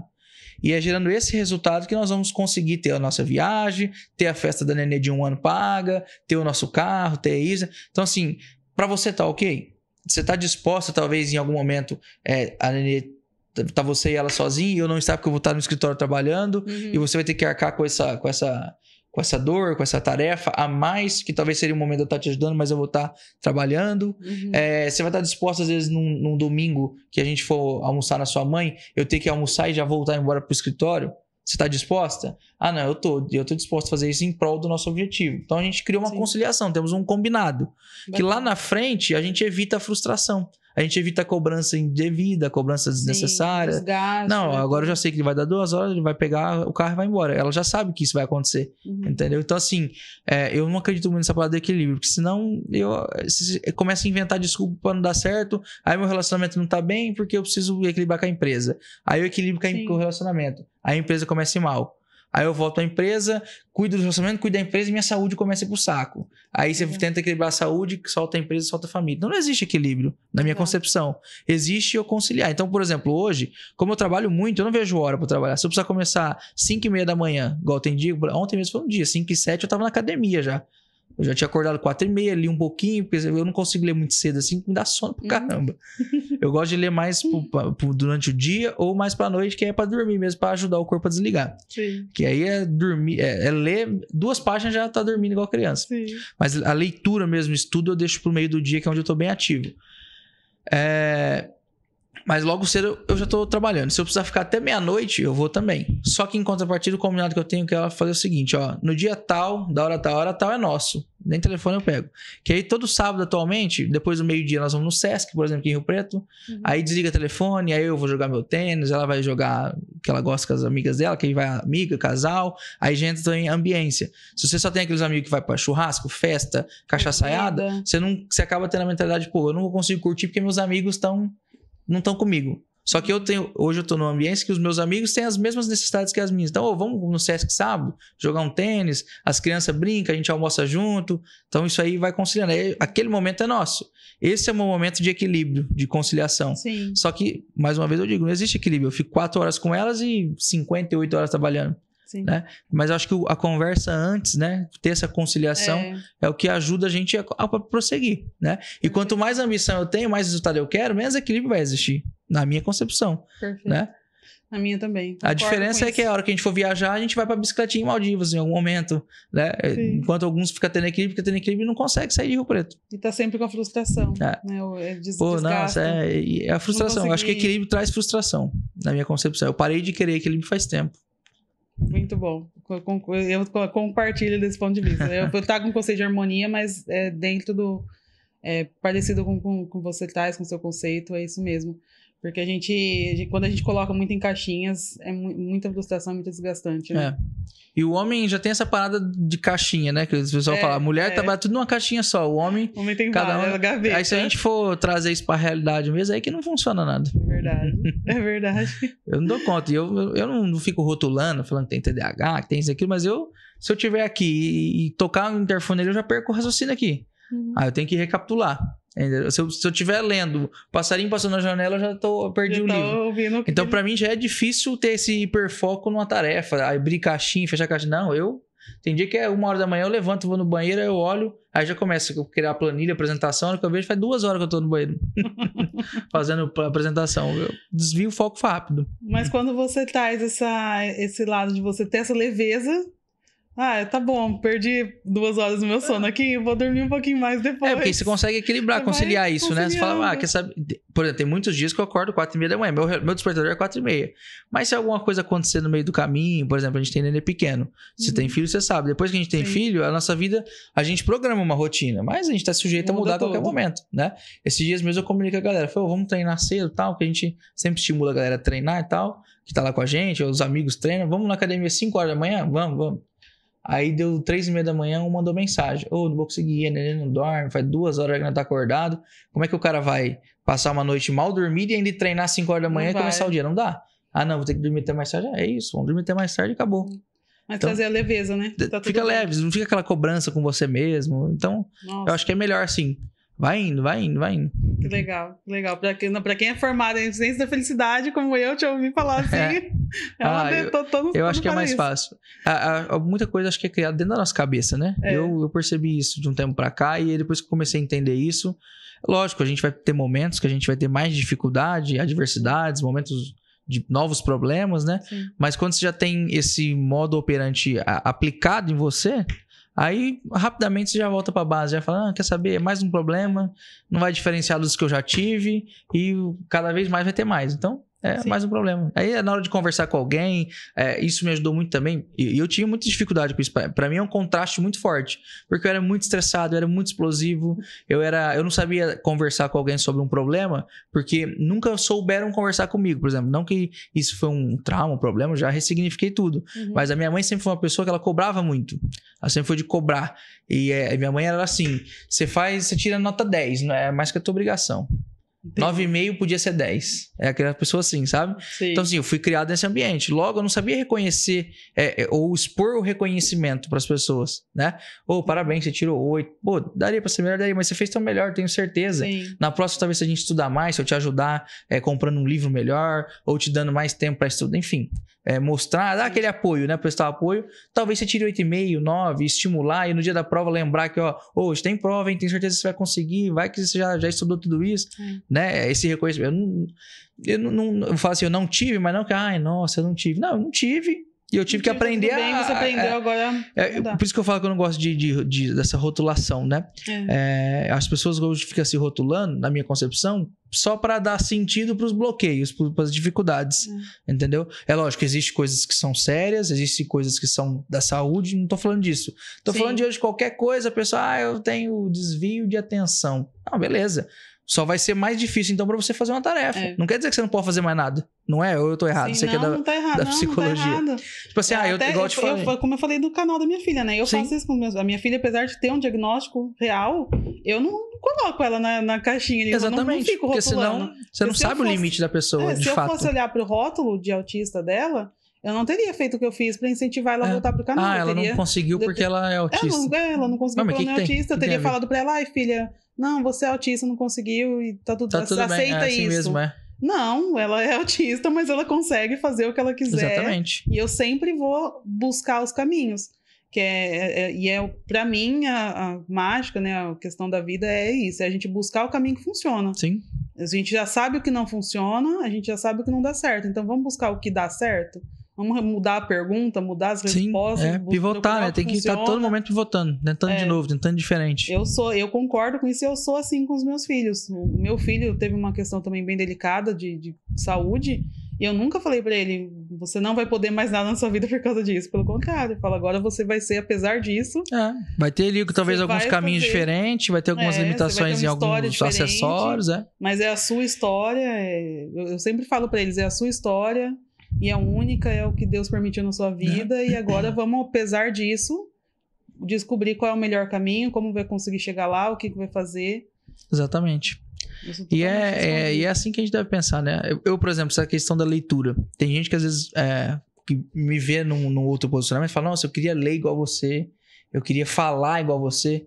Né? Porque hoje, como eu sempre estou me apresentando, fazendo palestra pequena para pouca gente, mas 50, 100 pessoas, para mim já não me assusta mais. Sim. Porque eu vou fazer alguma coisa, eu não vou entrar para falar de automobilístico elétrico. Eu não falo sobre esse assunto. Talvez esse assunto vai me dar medo, eu nem vou entrar. Agora, para contar a minha história, igual eu vim aqui, ninguém é melhor do que eu para contar a minha história. Com certeza. Né? Então, se eu não souber contar a minha história, meus desafios, quem vai saber? Né? Aí as pessoas falam, queria falar igual você, queria ler igual você, porque eu sempre posto que eu tô lendo, eu estou realmente sempre lendo. Meus colaboradores às vezes vão no escritório, eu tô lendo, tô lá embaixo, eu tô lendo, eu leio até com música no ambiente, eu leio. Só que se você falar assim, eu queria ler igual você, amigo, se você soubesse como que era antes pra mim, se eu ouvisse uma goteira, eu não conseguia ler mais. Igual eu te falei, passava um passarinho, eu não conseguia ler, porque não tinha atenção nenhuma.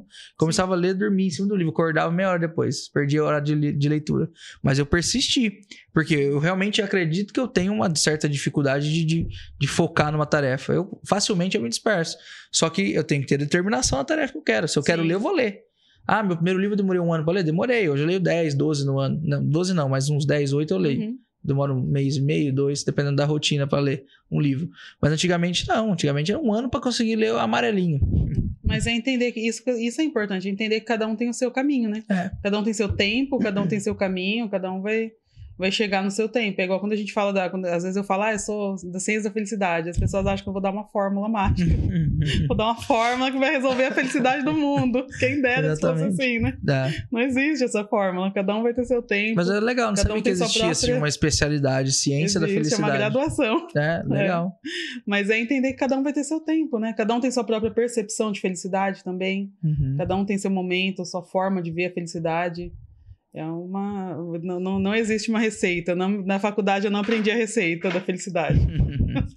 Legal, genial, né? Não sabia que tinha, não. Vou pesquisar mais sobre esse assunto. Tem, pesquisa. A gente conversa melhor. E, Vitor, a gente já tá aqui há um tempinho conversando. Como que passa, né? Passa rápido. Foi muito bom conversar com você. Foi muito bom ter você aqui. A gente vai caminhando pro final, mas... Fica já o convite para voltar outras vezes, porque você tem uma história realmente... Com certeza, a gente pode voltar a falar de outros assuntos, talvez. Sim, com certeza. Sim, vai ser muito bom ter você aqui. Foi muito bom estar com você hoje. Obrigado, agradeço. Parabéns pela seu papel como mãe, incentivar a sua filha. Eu acho que isso falta. Nós que somos pais, a gente tem que entender que nós somos incentivadores dos nossos filhos, né? Sim. Hoje eu entendo isso. A todo momento, eu acho que isso vale muito mais do que qualquer outra coisa que a gente pode dar para eles. Sim. Porque se a gente não tiver recurso, mas a gente tiver o nosso pensamento, que a gente pode motivar eles a serem melhor, já tá o suficiente já. Sim. Né? Tem muita gente que fala, tem muita coisa vale mais que... Uma palavra vale mais que muita coisa. E realmente, vale mesmo. Realmente. Pelo menos no meu perfil, eu sou muito mais movido à motivação do que um ganho direto, vamos dizer assim, né? Uhum. Se você fizer aquilo, você vai ganhar R$1.000. Não, beleza, eu duvido que você faz aquilo. Aí já me incomoda mais. Uhum. Porque aí já vai da palavra, já, sabe? Eu já quero. Eu já sou mais assim. Então, acho que isso faz diferença pra todo mundo. Todo ser humano tem, no fundo, isso, né? A gente tem que incentivar mais isso nas pessoas. Eu também acredito. Pra mim faz muita diferença. Eu acho mais valioso, e eu, né, como eu contei um pouco aqui, eu vivo isso. Eu acho mais valioso eu ter dado esse incentivo, essa motivação, de ter dado as ferramentas que ela precisava, os recursos que ela precisava naquele momento, do que eu simplesmente ir lá e contratar um canal, ou contratar alguém para fazer por ela, ou dar o dinheiro que ela queria, porque nem é dinheiro, ela nem tá ganhando, o canal não tá monetizado ainda, não é dinheiro, mas eu acho que a gente ter essa disponibilidade, porque ela me vê fazendo isso para clientes, né? Sim. Então imagina até a hipocrisia dela me ver fazendo isso para clientes, me ver ajudando as pessoas o tempo todo, e quando ela precisa, eu não posso? Eu acho quando ela precisa, ela não vai ter a minha disponibilidade? Quando a gente trabalha assim, eu não sei como que é o seu trabalho, que eu não acompanho o seu dia a dia, mas eu não sei se é bem público aquilo que você faz ou se é algo mais assim, do bastidor. Mas, por exemplo, tudo que eu faço é muito público, porque eu trabalho no digital, eu trabalho com a empresa, eu gosto de conversar, então eu não tenho aqui eu sou assim, ali eu sou assado, eu sou igual do mesmo jeito. Eu acho que nas minhas ações eu procuro ser muito autêntico. É o Vitor. Até assim, lógico, diante da necessidade do canal, eu trouxe uma linguagem mais adaptada, mas eu não tenho essa linguagem adaptada. Eu falo um pouco mais, não vou falar de gíria, mas às vezes escapa um daqueles lá, escapa um outro, porque eu não vou ficar, porque isso, aquilo, não sou assim, entendeu? Tá certo, é a autenticidade. E esse medo da hipocrisia é uma coisa muito boa para nós, porque eu sofri isso uma época também, pro meu negócio. Eu comecei a falar sobre algumas coisas que seria ideal para um negócio, e aí eu comecei a falar, mas eu não faço isso no meu negócio. Como é que eu vou ensinar alguém a fazer algo que eu não faço, que eu não sei, que eu não tenho prática? E como é que eu tô falando que isso é o ideal para a empresa das pessoas se eu nem faço na minha? Se é ideal, por que eu não tô fazendo na minha? E aí esse medo da hipocrisia, esse medo de ser mascarado, me trouxe uma funcionalidade no dia a dia muito melhor. Não, hoje eu só falo aquilo que eu faço. Eu realmente acredito Eu realmente acredito nisso. Isso acontece, isso faz sentido. Não é uma baboseira, não peguei ela no chat GPT e joguei. Mas eu já passei por isso eu já fiz isso. E aí esse medo de, mas por que você falou que tem que fazer isso e você não faz? Eu sofro muito medo disso. Então eu falei, de agora em diante, quando eu tomei essa decisão, eu falei, eu vou ser autêntico. Se eu acho Y da pessoa, lógico, eu vou arrumar o jeito ideal pra falar isso, mas eu vou falar isso. Sim. Não adianta eu falar pra você que eu acho você Y e pro fulano eu falar X. Não, é incoerente, é uma hipocrisia. Eu tenho muito medo disso. Muito medo. Mas eu cresci muito com isso também. Eu também já tive momentos de achar que eu deveria só estudar e ensinar. E só que pra mim, no meu caso, como eu tô muito tempo trabalhando em casa, né, meu negócio funciona dentro de casa. Agora eu tô aqui no estúdio, é claro, mas o meu negócio principal é em casa. Meu marido, né, como eu falei, meu marido é meu sócio, meus filhos acompanham ali o tempo todo. Meus filhos estudam em casa. Nossa vida realmente é muito junto. Então, pra mim, essa preocupação começou... Hoje, tudo que eu faço é olhando pra dentro da minha casa. Hoje, tudo que eu faço eu faria pros meus filhos? Se eu vou ensinar alguém, eu ensinaria pros meus filhos? Eu ensinaria pra mim mesma? Eu compartilho eu ensino meu marido tem uma personalidade totalmente diferente da minha. E às vezes ele fala pra mim, amor, me treina. Amor, me dá o atendimento igual você dá pra eles. E eu realmente faço com ele também, do mesmo jeito que eu faço com outras pessoas. Porque eles me escutam. Sim. Como eu entrego as mentorias, toda a metodologia que eu desenvolvo, que eu trabalhei ali, eu entrego praticamente em casa, eles escutam o que eu falo para os clientes, eles escutam a entrega que eu faço. E como que eu vou deixar eles escutarem eu entregando para os outros e quando eles precisam eu não vou entregar para eles? Sim, tem que ter coerência, né? Tem que ter coerência. E os outros talvez não vão saber, mas eles sabem. Então, para mim, também o que mais importa é o que minha família vê, é o que Deus, em primeiro lugar, vê sobre mim, vê a meu respeito, é o que Deus vê no meu coração, mas o que a minha família vê. Se a minha família vê eu entregando para o cliente uma coisa e para eles outra, para mim já não faz sentido aquela entrega. Eu acho que são 2 caminhos pro fracasso. Um é você não ensinar o que você sabe, Sim. né? Que eu acho que tem muita gente que segura aquilo que sabe. E eu acho isso um caminho rápido pro fracasso, porque você precisa ensinar as pessoas aquilo que você sabe para somar com elas e, consequentemente, você ganha muito mais. Né? Então, esse é o primeiro caminho pro fracasso. O segundo é a coerência ética. Você tem que ter coerência ética. Isso eu aprendi também há um tempo atrás, de não pregar algo e fazer outro, falar para os outros e aplicar aquilo que você realmente seja autêntico. Exato. Tem que ter uma coerência ética aí na hora de viver a vida. Vamos dizer assim. Não adianta você ser uma coisa no trabalho e outra em casa. E vice-versa, né? Ser uma coisa no trabalho e outra em casa. Exato. E isso é algo que eu ensino. Então, para mim, eu até conversei recente, teve um caso que eu falei pra pessoa, falei, olha, eu vou fazer para você porque para mim não faz sentido nenhum ensinar algo que eu não vivo. Sim. Então, eu acho que eu acredito muito que o caminho também para o sucesso é isso, é a gente viver o que ensina, fazer o que fala, né? A gente realmente mostrar para nossa família, nossa família é nosso primeiro ministério. Eu sou cristã, eu sou pastora também, além das muitas coisas que eu sou pastora. A minha família é meu primeiro ministério. Se eu vou pregar algo, se eu vou ensinar algo, se eu vou falar para alguém algo, se eu não falaria para eles, não faz sentido nenhum. Sim. E eu uso um exemplo semelhante, principalmente dentro na barbearia. Todo barbeiro hoje tem, assim, algumas intenções semelhantes. Ou é ser dono de barbearia, ou é ser um educador, que são funções, são próximos níveis que trazem, além de um prestígio, recurso, né? E aí a maioria quer ser educador, a maioria quer fugir um pouco da responsabilidade do dono da barbearia. E aí os caras me perguntam, às vezes, cara, como que eu faço para ser um bom educador? Como que eu faço para começar e tal? Cara, na minha concepção, aí entra bem de frente com isso que você falou, o meu primeiro ministério é minha família. Sim. Na sua barbearia, você já é referência técnica? Você já ensina as pessoas dentro da sua barbearia? Você já pegou um cara que não sabia cortar aí dentro e fez ele prosperar através da sua técnica? Porque se sim, então você está no caminho certo. Agora, se não adianta você querer cuidar dos de fora enquanto os de dentro estão bagunçados. Mesma coisa em casa. A gente tem as diferenças, os desafios, mas se eu não conseguir convencer minha esposa de algo, como é que eu vou convencer um colaborador? Como é que eu vou convencer um cliente? Né? Se eu não respeito a minha esposa de verdade, como é que eu vou respeitar um colaborador? Como é que eu vou respeitar um cliente? Então, pelas atitudes do dia a dia, a gente sabe exatamente quem cada um é no íntimo, né? Porque e eles são os que veem nós somos reflexo, né? Exatamente. Eles são os que veem quem a gente realmente é. E é onde traz esse peso moral pra nós, né? Essa questão da coerência ética. Se eu não tiver essa coerência em casa, como é que eu vou chegar em casa? Eu vou ter vergonha de ir lá pra minha esposa. Como é que eu faço uma apresentação falando sobre ter paciência, sobre isso e aquilo, se eu não vou ter? Se eu não tenho? Se na hora que eu preciso ter, eu não tenho.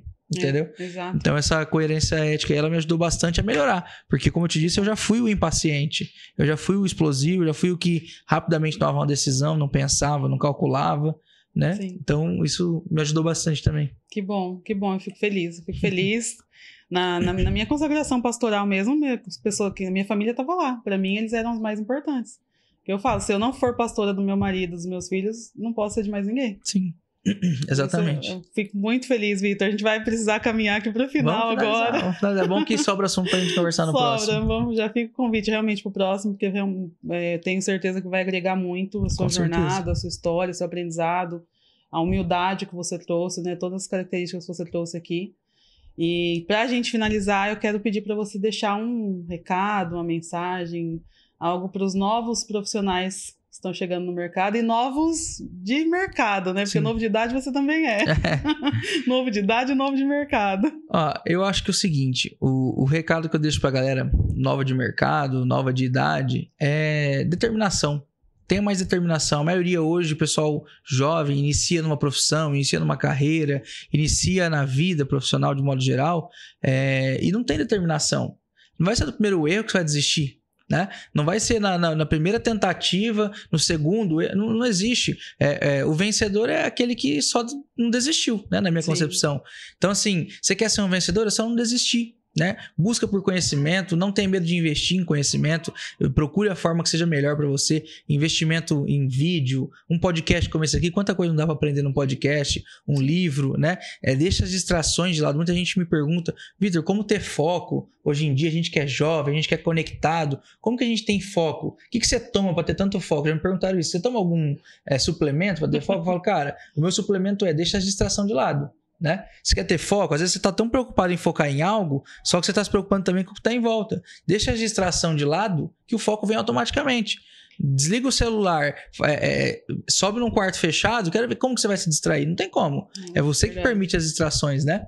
Então, pra galera jovem, acho que as maiores dificuldades é essa, ter foco, ter determinação, porque o restante aparece. Se você tiver foco e determinação, o recurso vai aparecer, o caminho melhor vai aparecer, o momento melhor vai acontecer, quando vai acontecer tudo. Você só tem que ter determinação e foco, você não pode desistir. Não pode parar. E quanto mais cedo você entender isso, melhor, né? Porque muita gente às vezes entende isso num período cada vez mais longo e às vezes até por já passou tanto tempo, deixa quieto, né? E na minha concepção não tem tempo certo. Não tem tempo certo. Você pode estar com 10, 20, 30, 40, 50, 60 anos. Basta você começar a querer acreditar. Tem muita gente que vai assim, se você pula aquele buraco, você consegue pular aquela montanha ali por R$1.000? Tem muita gente que iria, né?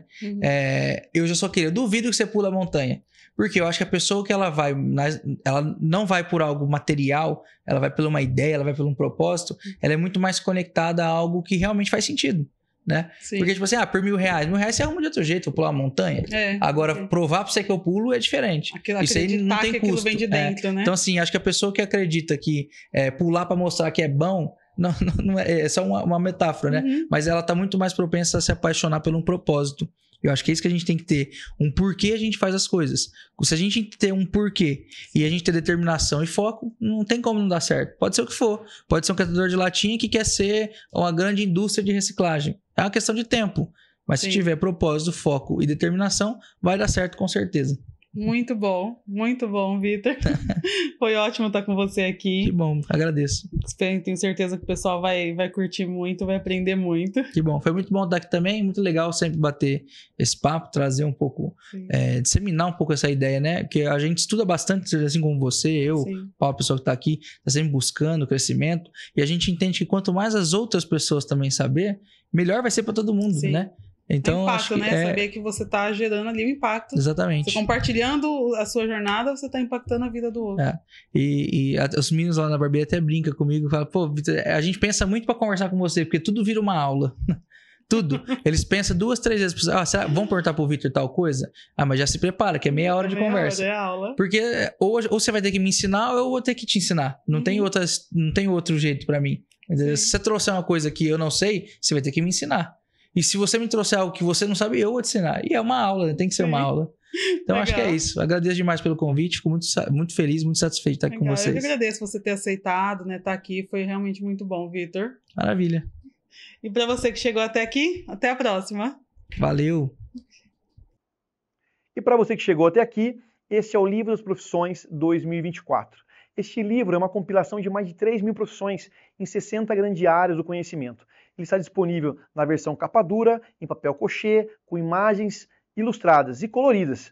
Ele é um excelente presente para sua mãe, para o seu pai, para aquele filho que está iniciando a carreira profissional ou para aquele amigo que quer mudar de carreira. Você pode adquirir no site da Amazon.com nas versões em inglês e em português. E também no link na descrição abaixo. Garanta já o seu.